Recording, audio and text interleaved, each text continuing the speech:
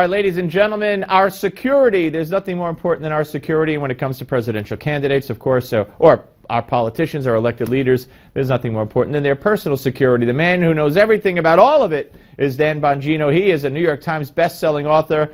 Latest book, The Fight.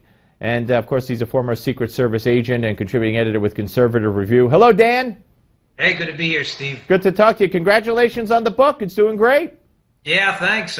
New York Times bestseller. Thank you to your audience. You were a big part of that, having me on, so I really appreciate it. Well, I appreciate you being there for us. All right, so let's talk a little bit about where we are. First of all, we saw the violence at the Trump events caused by the radical left, and we saw the guy try to rush the stage, and he was treated like a hero. The Secret Service so valiantly, wrestled him. But people might think, oh, okay, that was then, and now it's over. I fear that as we get closer and closer and closer and closer to convention time, and then the conventions, we ain't seen nothing yet.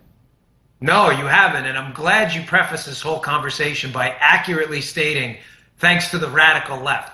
Because, listen, it's not a big secret. I endorse Cruz. I'm not anti-Trump. I'm not anti-Kasich. I just have endorsed Cruz. But we shouldn't be blaming any of this on anyone other than the radical left, who, Steve, as you know, been following the movement on the left for a long time. It's probably the core of many of your shows. This is what they do. They want the heckler's veto, Steve. And what the heckler's veto is the left is very strategic. They start chaos, they hope violence results, and when the violence results, they call on local political leaders and activists to shut down Trump events and other events, saying, hey, there could be violence, even though they started the violence. It's called the heckler's veto, and I think the Secret Service is going to have to deal with more of this as they go on. And make no mistake, if Trump isn't the nominee and it's Cruz, or vice versa, it doesn't matter. The exact same thing is going to happen to whoever is the GOP. Oh, yeah. Even if it were Kasich or Ryan or Romney, they would do that. Absolutely. They would do the same thing. And the media, all of a sudden, they'd have to scramble because they can't blame Trump. So what are they going to blame? It's pretty crazy. But, let's talk about security and, of course, the threat of terror. Now I see that Barack Obama, he wants to, he holds another press conference today or a sit down. He wants to increase the fight against ISIS, yet at the same time we're running from ISIS in the Sinai and the attacks. He shows no passion. How are Americans supposed to feel when they see these people just, blowing up with, bombs in airports or taking rifles into restaurants or places of work? There's really no way to protect against that, is there? No, and I'm glad you brought this up because there's 2 points I'd like to make. Number one, these soft target tactical small arms assaults that these terrorists are engaging in other words, just putting on a homicide vest and shooting a Kalashnikov or an AR-15 into a crowd, this requires, Steve, almost no training and very little logistics. Without training, without logistics, you don't have investigative clues, and it's very hard to break these plots up.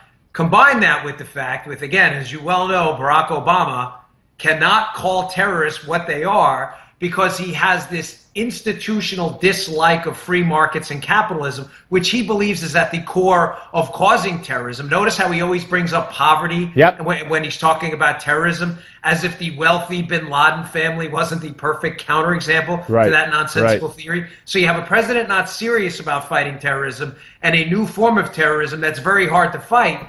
And yes, your worries are quite justified in this electoral season. He released, not to interrupt, we got a minute, he released 2 explosive experts from Al-Qaeda, both of whom the Defense Department said were risks to the security of this country.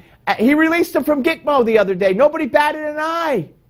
And the left celebrates this guy. This is a utterly failed president who unquestionably has presented an absolute, clear, and present danger to the United States of America. There's no question about it, and it's really upsetting that people have to deal with this nonsense every day. Yep, and he's not done yet. Dan, great to talk to you again, folks. The book, The Fight. Pick it up. Everything combining his Secret Service experience and his expertise. It's all in there, and it's a fascinating read. Dan, thank you very much. Up next, folks, we're going to do a little thing we call Gimme 5, and this one's going to be part 1. You'll see what I mean.